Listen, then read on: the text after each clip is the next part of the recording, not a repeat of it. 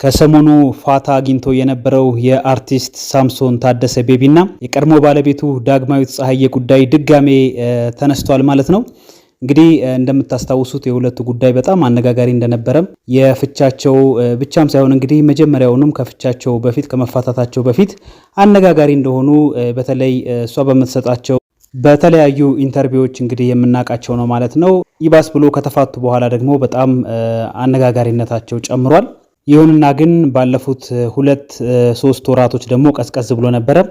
ድጋሜ ደግሞ በድጋሜ አሁን ላይ እንደ አዲስ ሊነሳ ችሏል ማለት ነው። በዳግማዊት ፀሐዬ አማካኝነት በሶሻል ሚዲያዋ ላይ አዲስ ዜና ላብስራችሁ ብላ አዲስ ዜናዋን ይዛ መጥታለች።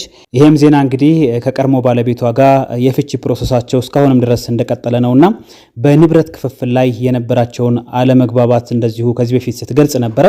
አሁን ደግሞ የምስራች አለኝ እነሆ ይሄንን ስሙ ስትል አንድ ጽሑፍ አጋርታለች። እሱን ወደ እናንተ አደርሳለሁ። ጽሑፉ ሲጀምር ሊቀ መላኩ ቅዱስ ገብርኤል የደስታን ዜና ያበስራችሁ ይላል።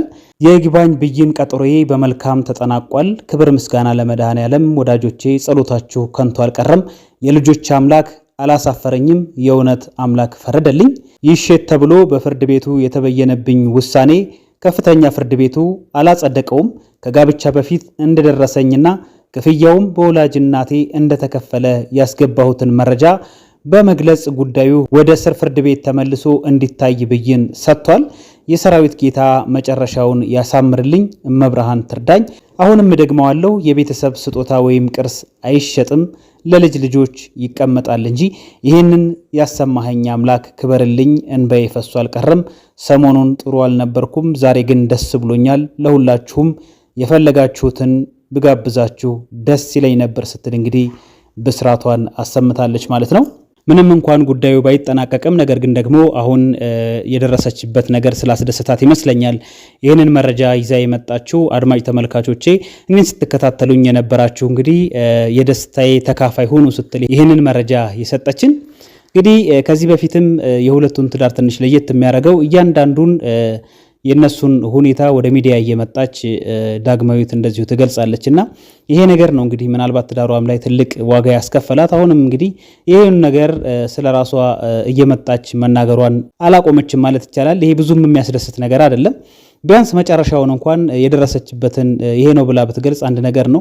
ነገር ግን ደግሞ እያንዳንዱን ሂደቷን እያንዳንዷን የቀን ውሎዋን ጭምር እንግዲህ በሶሻል ሚዲያዋ ላይ የምታጋራ ናትና ይሄ በጣም ለየት የሚያደርጋት ባህሪዋ ነው።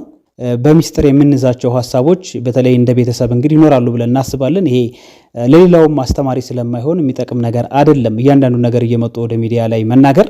ከዚህ በፊትም ሳሚም ሲያነሳው ነበረ በሰይፉ ሾው ላይ አንድ ሰው ቤተሰቡን ትቶ ከስልኩ ጋር ከሆነ ኮሜንት የሚያነብ ከሆነ ፎቶዎችን እየገባ የሚያይና የሌላ ሰው ሕይወት የሚያስጨንቀው ከሆነ ይሄ ትንሽ ለትዳርም ያከብዳል የሚል ሀሳቡን እንግዲህ እንደሰጠ እናስታውሳለን። እና ብዙ የዳጊ ቤተሰቦችም እንግዲህ በዚህ እንደተሰላቹና እባክሽ ወደ ሚዲያ ላይ ሀሳብሽን ይዘሽ አትምጪ፣ የቤት ገመናሽን ወደ ሚዲያ ላይ ባታወጪ መልካም ነው የሚል ብዙ ኮሜንቶችን እኔም አነባለሁኝ።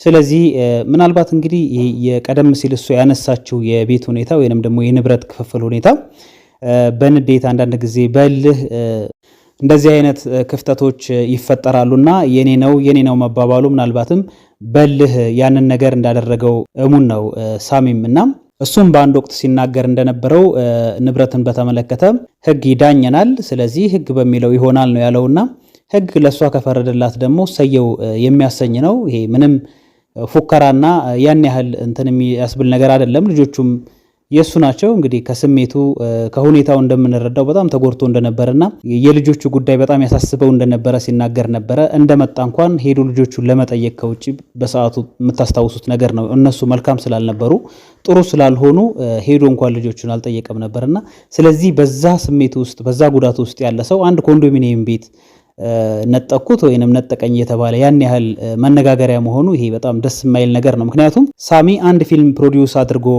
እዛ ላይ በትወናም ተሳትፎ ቢሰራ የአንድ ኮንዶሚኒየም ዋጋ መሸፈን ወይንም ደግሞ መግዛት ያቅተዋል ብለን አናስብም። እሷም በሙያዋ ጥሩ ስራ አላት፣ ሙዚቀኛ ነች። በተለያዩ ሀገራትም ቱር እያደረገች ስትሰራ ተመልክተናልና የገንዘብ ችግር አይመስለኝም ይሄንን ነገር የሚያመላልሳቸው። እልህ ነው፣ እልህ ተጋብተው ነው። ስለዚህ አሁንም ደግሞ ያንን ነገር በግድ እኔን ወቁኝ በግድ ለኔ ፍረዱልኝ እየተባለ ወደ ሚዲያ እየመጣ እኔ ያሸነፍኩ እየተባለ መነጋገሩ ወይንም ደግሞ እልህ መያያዙ ይሄ ይጠቅማል ብለን አናስብም። ለልጆቹም መልካም አይደለም። ቢያንስ ወደ ሚዲያ ላይ እየመጡ ይሄን ነገር ባያወሩት እንደው ሪካርድድ ሆኖ ባይቀመጥ ጥሩ ነውና ከዚህ አንጻር ብታዩት አድማጭ ተመልካቾች ለማለት ነው። ካልሆነ ግን እሷን ደግፈን ዛሬ ብናጨበጭብ ነገ ደግሞ አናቅም፣ ምናልባትም ተመልሰው አንድ ሊሆኑ ይችላሉና የዛን ጊዜ ደግሞ ሌላ ሀሳብ ልንሰጥ ነው ማለት ነው። ስለዚህ ዋናው ትልቁ ነገር በፍቅር በሰላም እውነት በሆነ መንገድ እንደዚህ አይነት ነገር አስፈላጊ አይደለም። ወደ ሚዲያ ላይ እየመጡ መነጋገሩ ወይንም ደግሞ ለመያያዙ ይቅርብሽ ነው ልንላት የምንችለውና ልክ እንደሱ እሱ ዝም ብሏል። መጀመሪያም ሲሄድ አልተናገረም። አሁንም ደግሞ እስካሁን ድረስ ያለው ነገር የለምና በዛ አይነት መንገድ ቢሆን መልካም ነው ለማለት ነው። መልካም